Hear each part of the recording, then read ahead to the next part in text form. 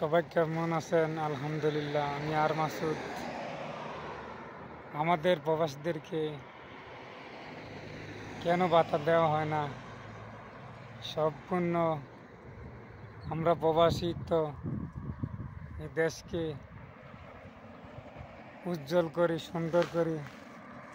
আমাদের টাকায় সরকারি কর্মচারীরা আমাদের টাকায় চলে, আর গার্মেন্টস শ্রমিকদের জন্য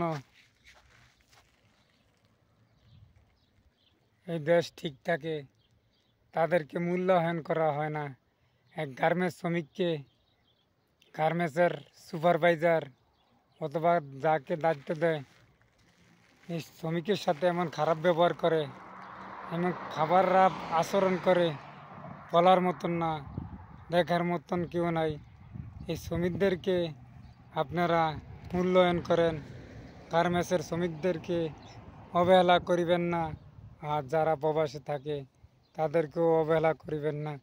তারা দেশের চাকা ঘুরায়, তারা দেশের থেকে কিছু চায় না, দেশ তাদেরকে দেয় না। তারা ভাতা নামক পেনশনটা চাইতেছে।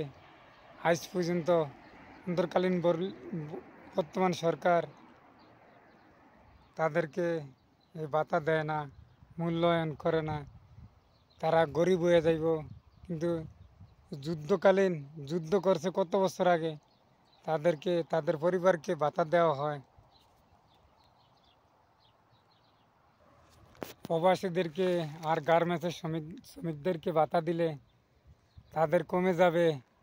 আর যারা যুদ্ধ করছে আজ থেকে 52-54 বছর আগে, তাদের ফ্যামিলিদেরকে কোটা দেওয়া হয়, ভাতা দেওয়া হয়। আর যারা দেশের চাকা ঘুরায় তাদেরকে ভাতা দেওয়া হয় না। আপনারা ভাতার ব্যবস্থা করুন, অতি শীঘ্রই ভাতা দিন। আপনার দেশ চলে এই প্রবাসীদের টাকা, আপনার সরকারি সব কিছু চলে এই প্রবাসীদের টাকায়। তারপরও কেন তাদেরকে মূল্যায়ন করতে আসেন না? তাদেরকে মূল্যায়ন করেন। না মূল্যায়ন করলে তার হিসাব একদিনকে মরার পরে কড়াই ঘন্টা হিসাব দেওয়া হবে। আর আপনি যদি হিসাব নাই দিতে চান, তাহলে আপনি প্রবাসীদেরকে প্রবাসী মাস শেষে ভাতা দেন, ভাতার অন্তর্ভুক্ত করুন। আর না হয় আপনি মরার পরে এটার হিসাব দিতে হবে। আর মাসুদ আপনাদেরকে বলছে, সবাই আমাদের দাবি, প্রবাসীদের দাবি, ভালো থাকবেন। আল্লাহ হাফেজ।